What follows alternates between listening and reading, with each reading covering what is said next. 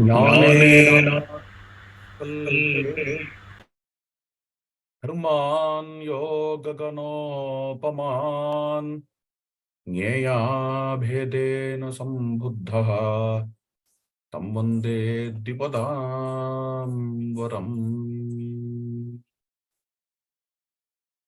Sorry for the delay. In previous sessions, I just give you a small summary so that we can follow further. We saw some 3 terms regarding this dharma. One, atra or atta means the eater, the devourer, that which we feel to be consumed. Actually, it is consuming us. The objects which consume us, but which we wrongly understand that we are consuming, they are termed as atra.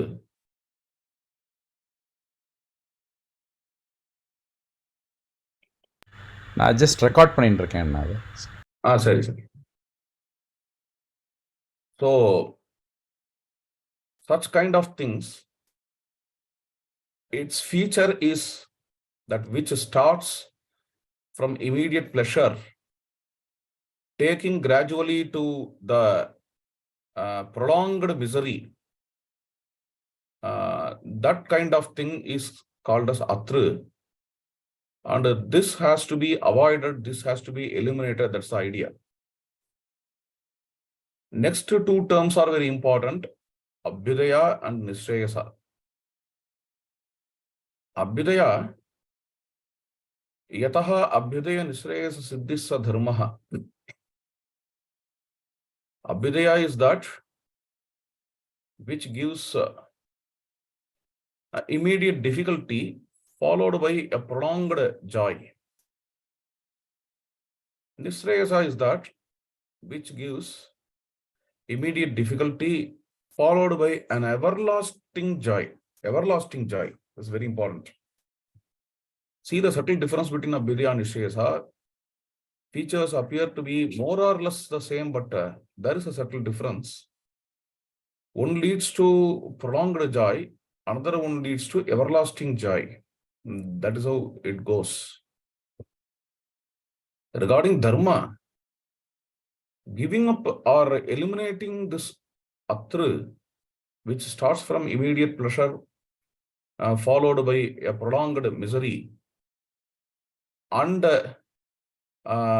adopting or accepting abhyudaya and or nishreyasa, or abhyudaya and nishreyasa, this I see as dharma. Okay, this is the fundamental of dharma. Of course, regarding the persons too, what I want to see is there are 3 kinds of persons. Atra oriented persons, it doesn't mean they will not have abhyudaya or nishreyasa. To a little extent they will have abhyudaya and nishreyasa, atra oriented people. Then abhyudaya oriented people, nishreyasa oriented people. These are the 3 kinds of people in the world. Among these 3 kinds of people, serving the nishreyasa oriented people, motivating, or motivation may not be an apt word for nishreyasa, encouraging them to be nishreyasa, abhyudaya oriented, serving the abhyudaya oriented people by motivating them to be in abhyudaya, and then discouraging the atra oriented people in atra orientation attempting to transform them to Abhyudaya and Nishreyasa. These are the facets of dharma. Okay. And wherever, whatever work we do in the world, if these works, what we do are fitting to these three principles, what are the principles? Enhancing Abhyudaya and Nishreyasa, eliminating Atru. If the works which we do fit to those principles, then this can be called as dharma. Okay. It can be anything. Can be religion, religious practices, can be charity, can be devotion to the parents, can be some custom, can be a law imposed by the government, can be a belief, can be a disbelief. Anything in the world which can fit into these three, either it should come under Abhyudaya, or it should come under Nishreyasa, or it should eliminate Atru, giving way to Abhyudaya and Nishreyasa. That can be called as dharma. Okay. So this is how we need to understand dharma. Moreover, here I want to add one more thing also, which is in one way which is very important and one way which is not important. Let me introduce a new term. Ananubandha Sukham. Ananubandha Sukha. Sukham means joy. Anubandha means consequence. Ananubandha Sukha means joy without creating much consequence. Ananubandha Sukha. Joy without creating much consequence. If the consumption of alcohol or smoking can come under Atru, if the hard work related to the company development can come under Abhyudaya, if some spiritual practice can come under Nishreyasa, then what can be the example for Ananubandha Sukha, joy without creating much consequence? There are several examples. Maybe eating a small amount of chocolate, eating a sweet cake, something like that. So many things can be given as examples. Going for a picnic can be an Ananubandha Sukha.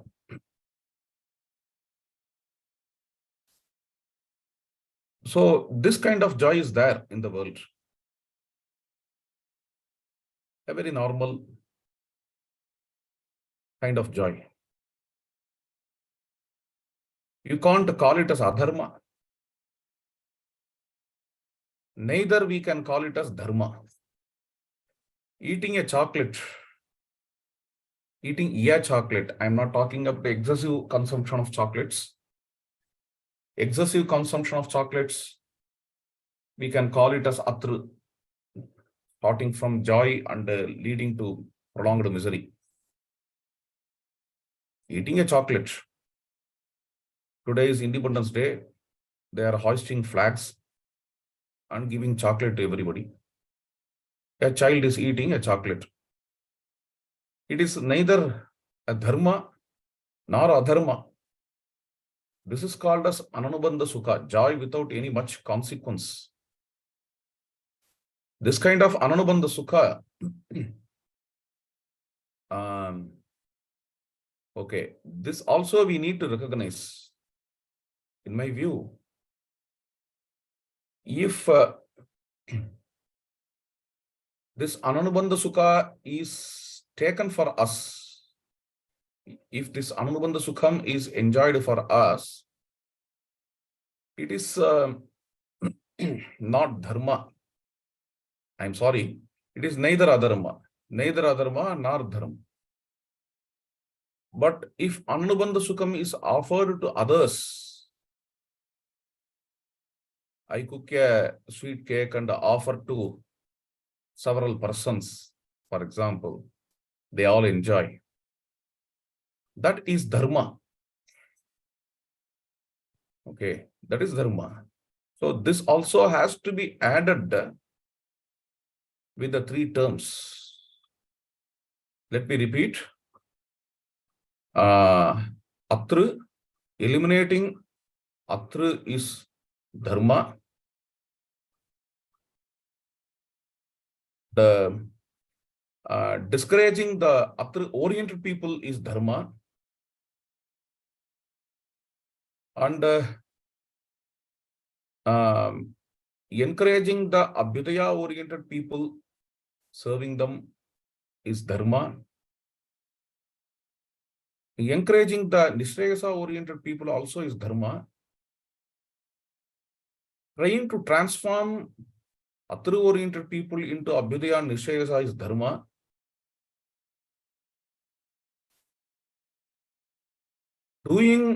Making Ananubandha Sukha for others also is dharma. These are the facets of dharma which I see. So anything in the world which can come under these facets can be called as dharma. And of course, the definition is very perfect in Nyaya Shastra. Yataha Abhyudaya Nishreyasa Siddhissa Dharma. Dharma is that through which Abhyudaya and Nishreyasa can get accomplished. In this definition and in this framework, a few things need to be answered regarding Atra. The explanation is wonderful. And regarding Ananubandha Sukham also, regarding Abhyudayam also. But regarding Nishreyasa, which talks about eternal joy, okay, starting from a temporary difficulty leading to the permanent everlasting joy. There comes the question. Everlasting joy, what does it mean? Can everlasting joy exist in the world? Has anybody experienced everlasting joy in the world? There are so many theories, so many discussions, so many philosophies and religions based on this, so many beliefs based on this concept of everlasting joy. Does it exist at all? What does it mean? Some may say that it never exists at all. Nobody experiences the everlasting joy.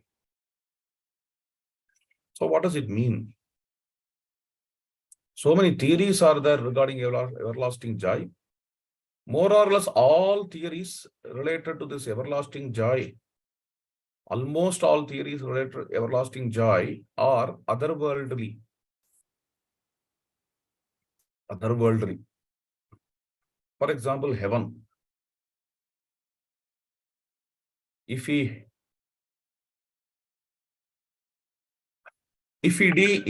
do punyas, after the death, we go to heaven. Otherworldly. If we do punya, we go to heaven is a Hindu concept, of course. In Christianity, it is different. If you are a Christian, you go to permanent heaven. So that is the everlasting joy for a Christian. If you are a Muslim, means if you are following the 5 principles of Islam, you go to heaven, where you experience everlasting joy.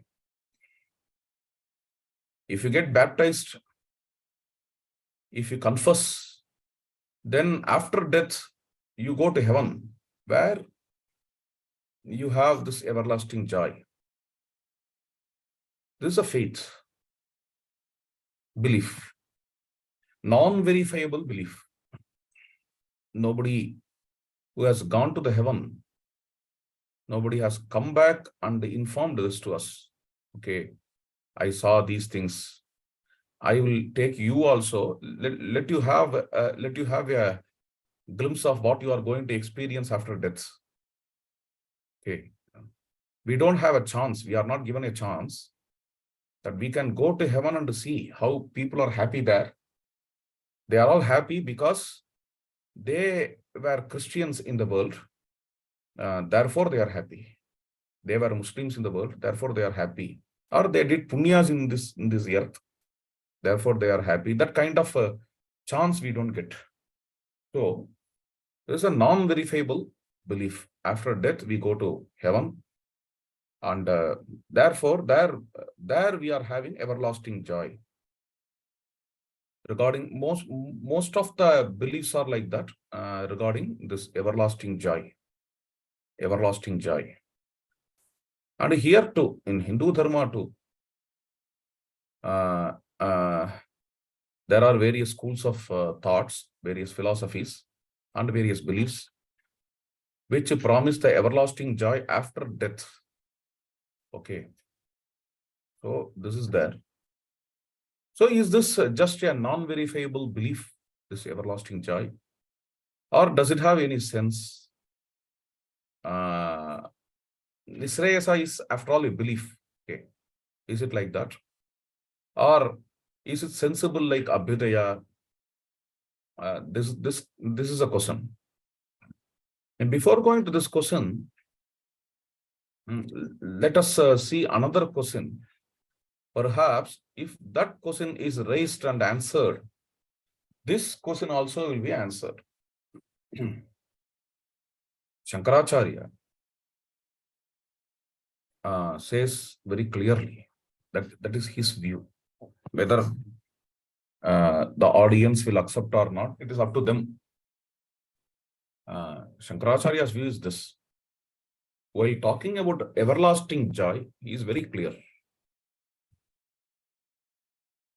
that which comes has to go. This is the law of nature. Wherever. Nasti akritaha kritena. So, if joy is coming, then it has to go. Joy has a date of coming to us. Agama apayi. So, if joy has to come to us, then it has to go out of us, go from us.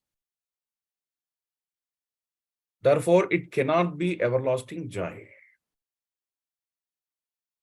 Any joy which comes to us has to go away from us. Everlasting joy, through the word everlasting joy, if at all it exists, it should be inherent. It has to be inherent within us. It's a very important point. If it is not inherent, then it is not everlasting. Okay. Now let me raise another question, so that the previous question also will be answered. In the whole of definition, two things are coming again and again. In fact, three things. Take, for example, in these definitions, Atru starts from misery. Atru starts from joy, leading to a prolonged misery. Abhyudaya starts from misery, leading to a prolonged joy. Nishrayasa starts from misery, leading to an everlasting joy. So again and again, joy and misery are coming. Happiness and misery are coming. Then we need to understand what is happiness and what is misery to fulfill this definition. Point number one. Point number two, time duration comes, prolonged and temporary, instantaneous, temporary, prolonged, immediate and prolonged, immediate and prolonged, everlasting. So this is time definition, time dimension. So this time has to be explained. Time has to be answered. What is this time? Unless you explain what is time, unless we understand what is happiness and what is misery, this definition is not fulfilled, I feel. Especially happiness and misery is very important. What is happiness? What is misery? Let us first take what is happiness. And in Taittiriya Upanishad, a particular chapter is dedicated for this. It is called as happiness research, happiness analysis. Saisha Anandasya Mimamsa Bhavati. Mimamsa means research, analysis. Ananda Mimamsa means Ananda research, happiness research. Saisha Anandasya Mimamsa Bhavati. What is happiness is a very important question because we all are towards it. We want happiness in our life. So let us take the same style. Before explaining what is dharma, we saw what is not dharma. In the same way, we shall also see here what is not happiness.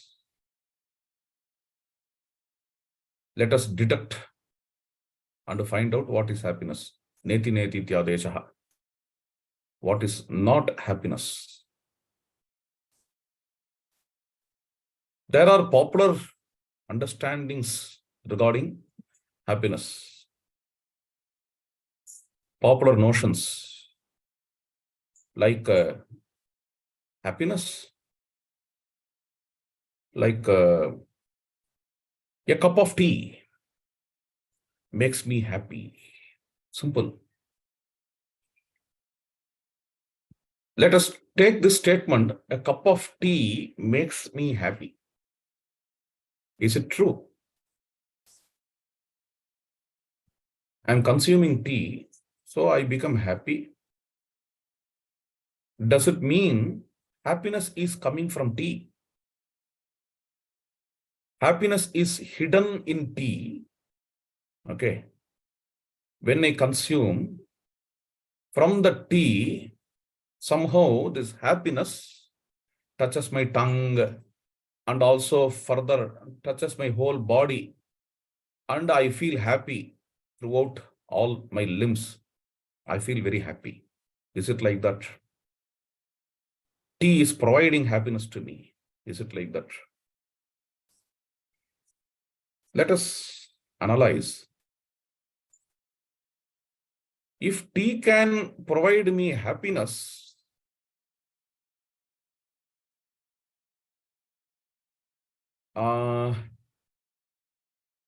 if tea has happiness and it provides happiness to me, then the same tea has to provide the same amount of happiness to another person also, which is not happening. Okay. This is not happening. Like you take a laptop,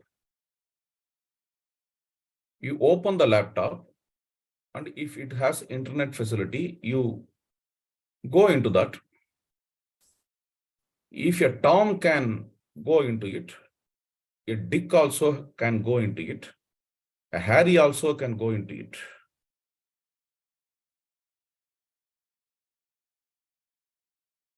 But tea is not like that.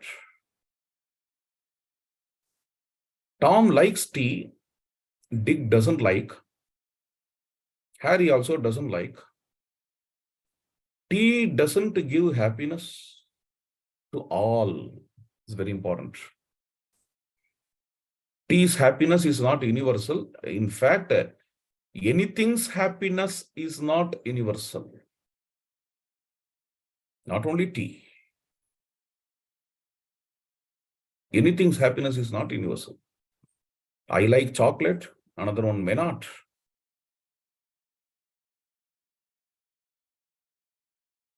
So, the objects that give happiness, this is purely subjective. One may be interested in this session, in this lecture. Another one may not be interested. He may say, Ranganji's lecture is very boring. Okay. It is not universally offering happiness. Some people who have patience to listen, they listen and enjoy. Others don't.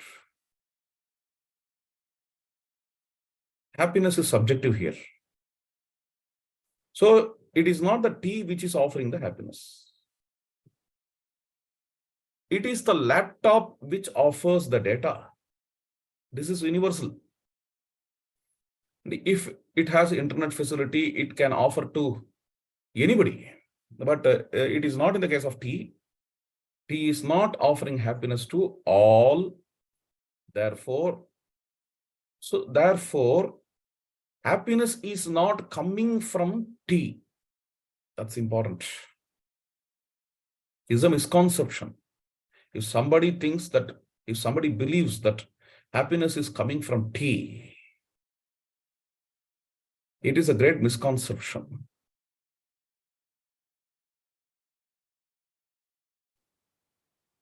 Interestingly, the same tea which gives happiness now doesn't give happiness when we consume for the 10th time. Okay. I love cakes, or I love rasagulla. I love gulab jamu. I take first gulab jamu. Somebody gives me second time immediately. Third time, fourth time. How many gulab jamus I can take in that way? In the 7th or 8th gulab jamu, I become tired. I start to run on seeing this gulab jamu. There is a story of a great soul, Samartha Ramadas. While he was doing tapasya, one Amma, her name is Akka Bhai, she was cooking. She cooked some sweet and offered to Ramdas Maharaj.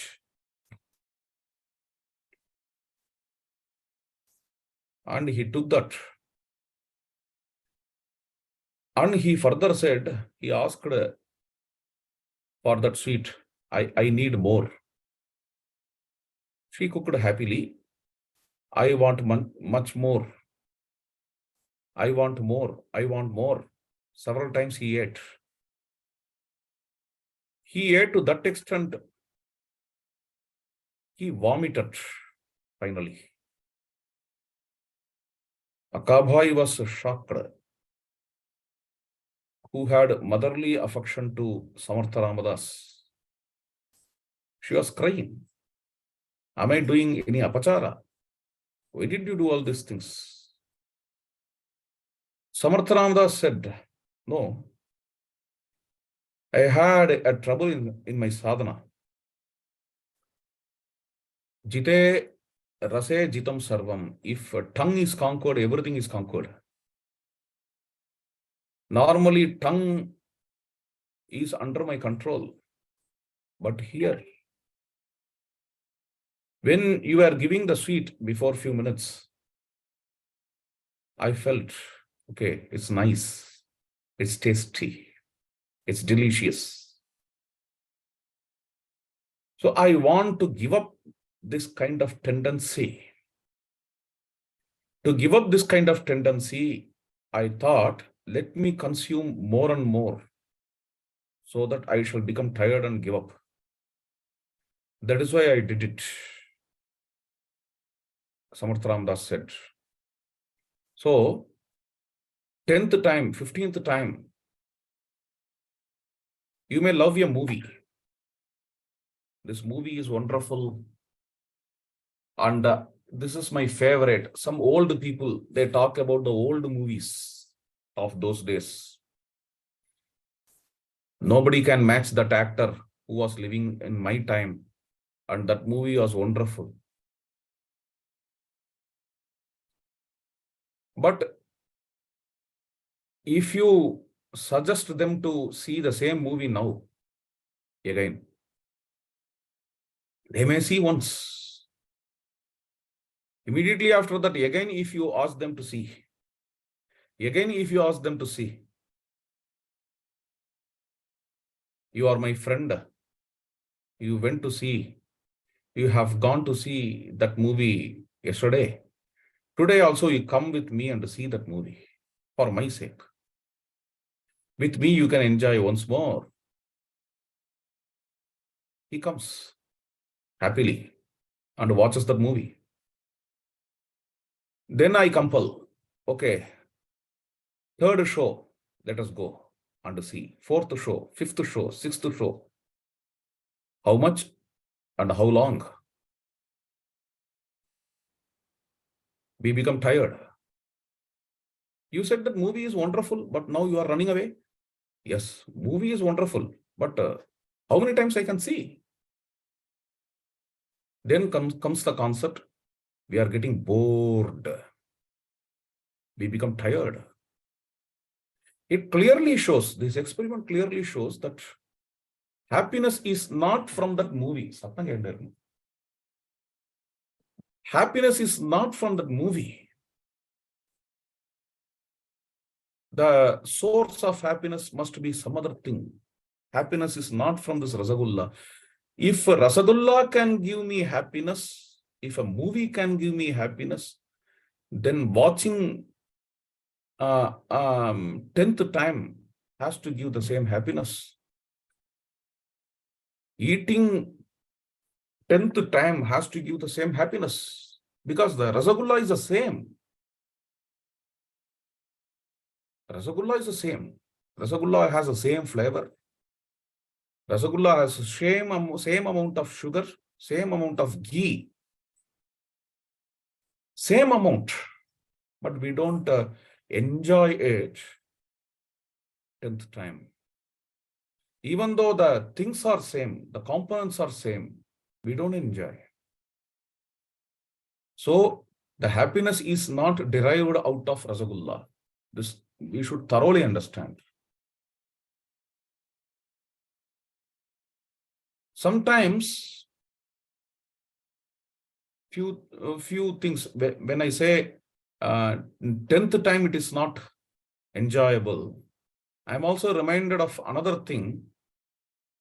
In first time some objects are not enjoyable, maybe in fourth or fifth time they are enjoyable. When it gets habituated, we start to enjoy. Same cup of tea. The one who consumes for the first time may not enjoy the tea or coffee. But when he gets habituated to this coffee for 4 or 5 days, then we start to enjoy. Sometimes we guide ourselves, auto-suggestion. This is enjoyable, you enjoy please, enjoy please. No, this is wonderful, right? With this auto-suggestion also, we can make us to enjoy.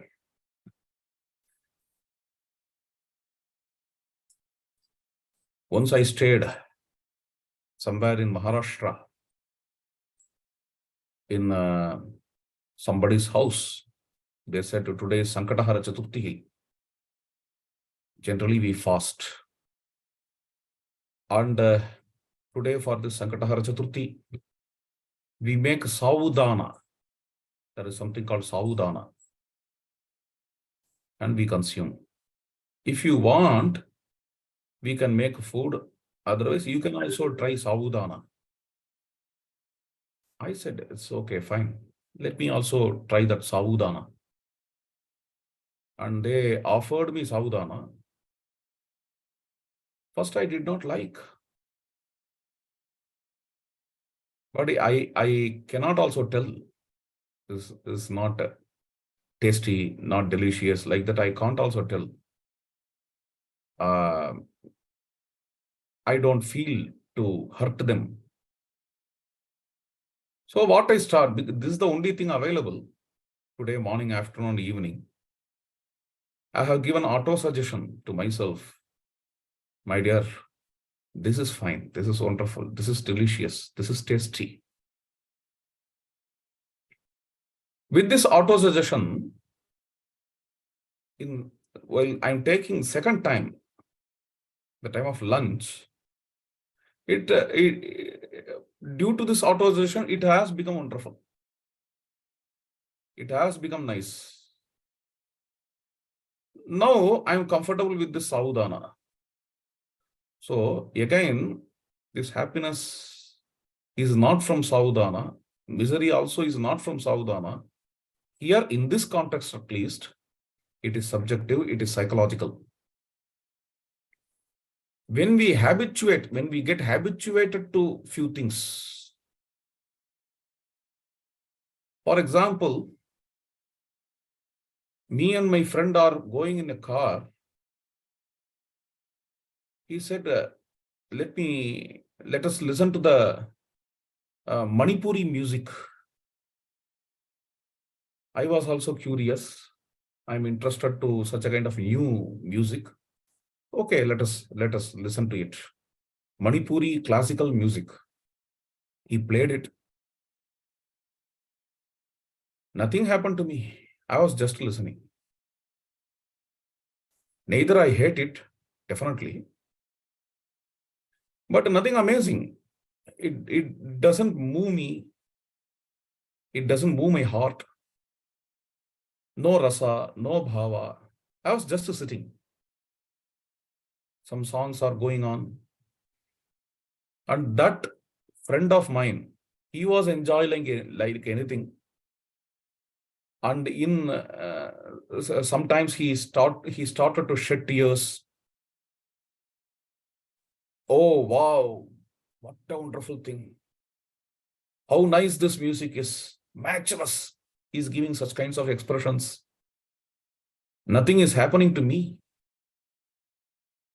Then only I understood that perhaps if we get habituated to this kind of music, I may enjoy.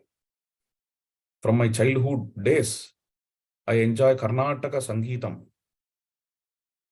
Of course, later, I start to enjoy Hindustani too. In fact, later in my childhood days, even from my childhood days, I was familiar a little with Hindustani also. In Bhajana Sampradayam includes Hindustani too. Predominantly, even though it is Carnatic. So, with that familiarity, I can enjoy Hindustani too. I can enjoy Abhang also. I can enjoy Mirabhai's Kirtan or Tulsidas Kirtan. But when it comes to some Manipuri, maybe some Chinese song or Western song, I may not enjoy. Definitely, I don't hate, but I can't enjoy. Perhaps if I get habituated to it, if I daily enjoy it, if I see people enjoying it, in which context, what kind of joy they get on seeing all those things, I may develop some enjoyment regarding a Western music or Manipuri music or a Chinese music. What does it mean? It means Joy is not coming from music. Music doesn't give joy to me. Okay. Next experiment. The thing which gives me joy this moment may not give joy in some other moment.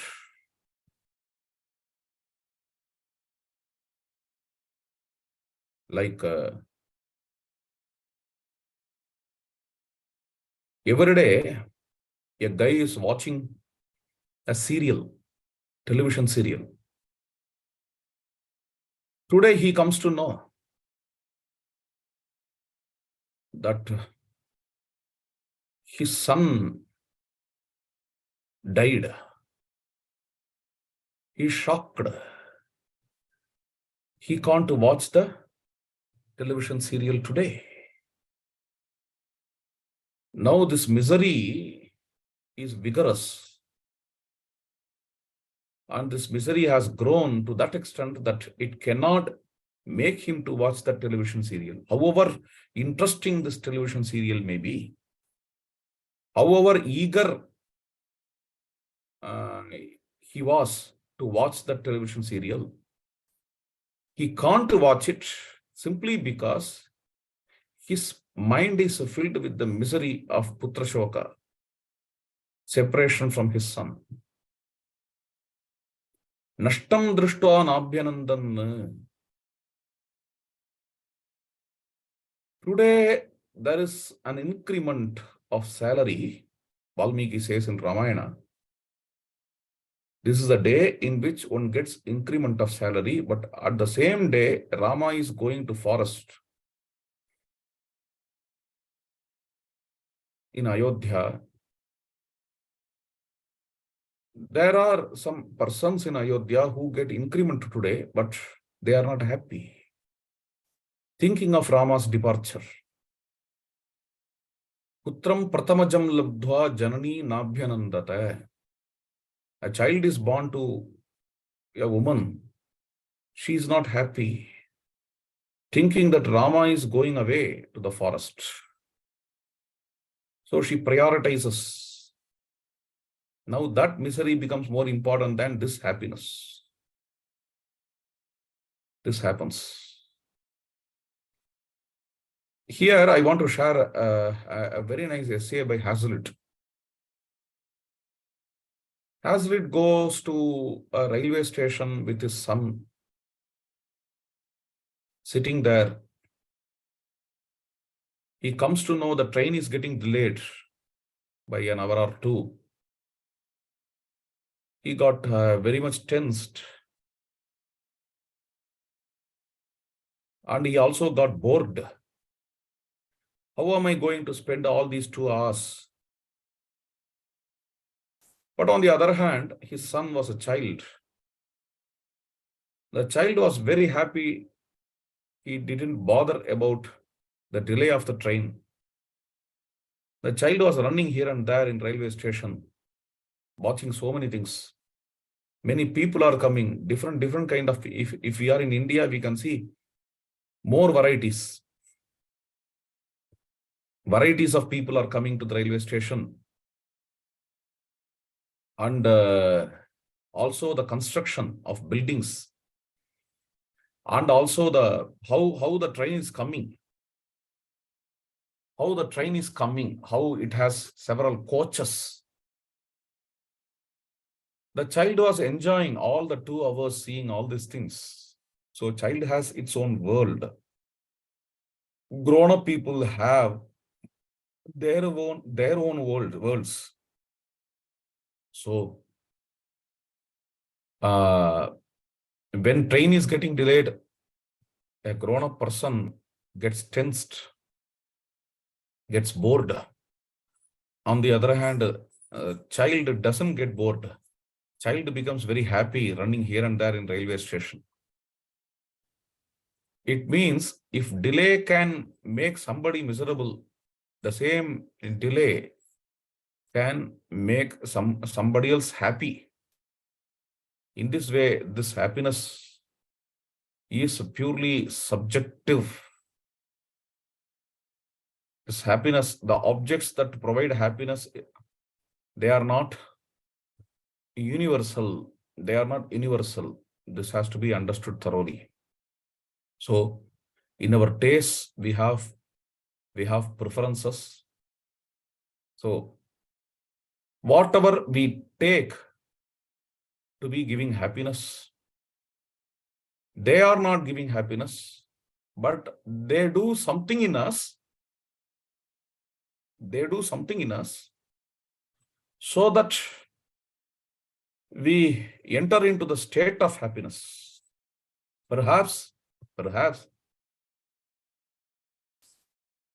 when we start to contemplate, we understand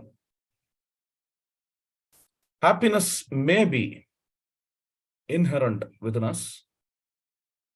Joy may be inherent within us, which is triggered, yes, which may be triggered by some external means. That's the idea.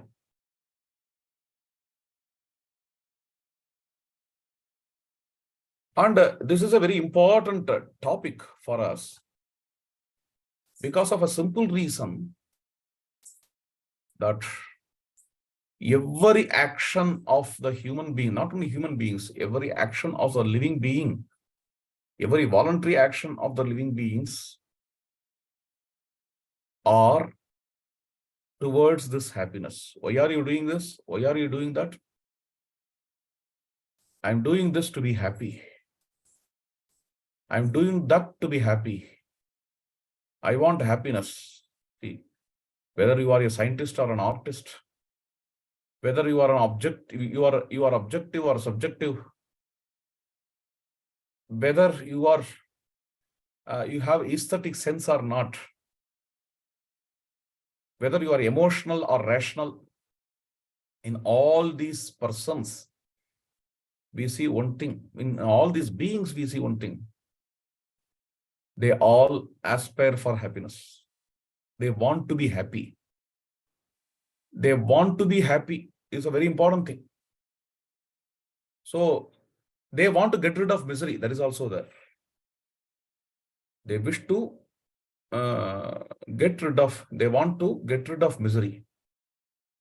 When they want to get rid of misery, when they want to be happy, then this becomes an important topic.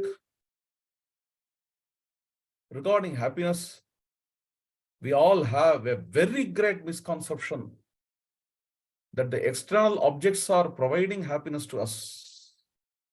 If this can be dispelled, if this idea is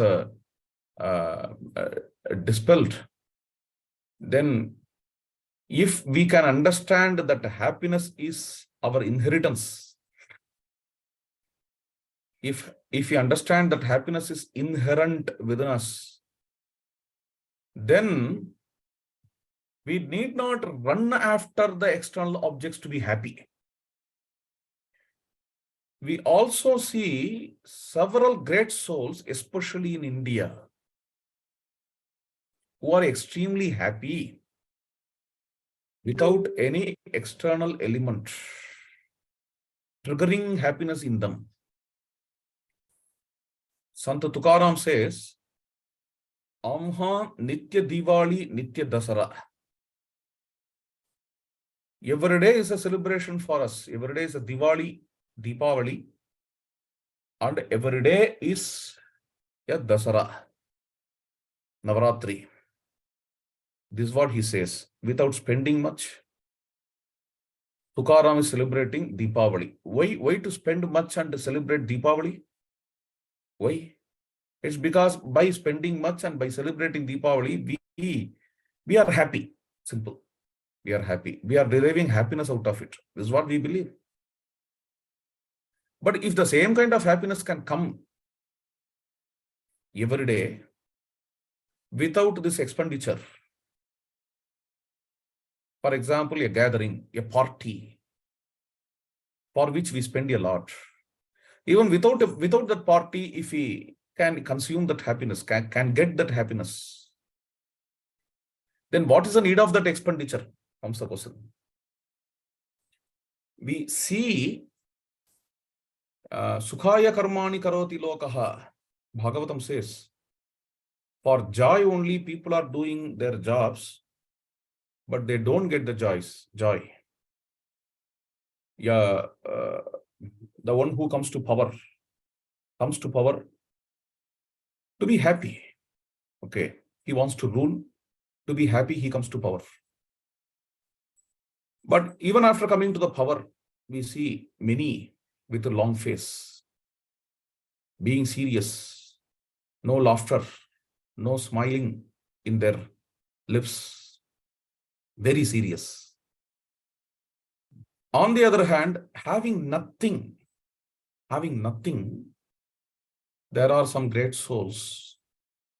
They lead a very happy life. Avadhuta. There was a Kshatriya named Yadu who wanted to see, is there anybody truly happy in the world who has everlasting happiness, everlasting peace? He was in search of such a person throughout the world. Finally, he could find out such a person in some forest.